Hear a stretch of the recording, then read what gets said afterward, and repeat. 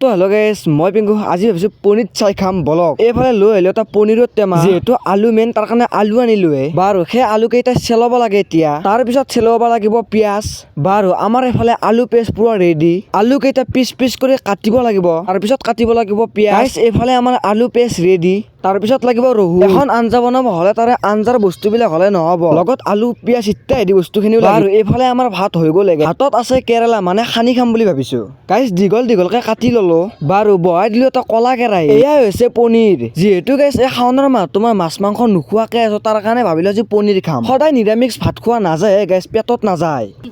ভাজা হোৱাৰ পিছত বাতি এটাত আনি থৈ দিলোঁ দেখাতে কিবা এটা আচ্ছা কিউট লাগছে কেঁচা পনীৰ এক পিচ আনি খাই চালোঁ বেয়া লগা নাই দিয়ক ভালেই লাগিছে ভাজা পনীৰখিনি সেই আঞ্জাত দি দিলোঁ ধুনীয়াকৈ তাৰপিছত মছলা জিৰা এনেকৈ কিবা কিবি দি দিলোঁ ৱাও এইফালে আমাৰ পুৰা আঞ্জা ৰেডি হোৱাৰ আগত গাটো ধুই লওঁ ৰ'ব গাইছ এইফালে গ'ল ভাত আঞ্জাৰ লগতে এখন খানাই তেতিয়াইতো কৈছিলোঁ মা কষ্টম খাই কৈছোঁ গাইছ মজা লাগিল দিয়ক মজা লাগিল আজি মিনিমটো সানি আছিলে আজিলৈ বাই জয়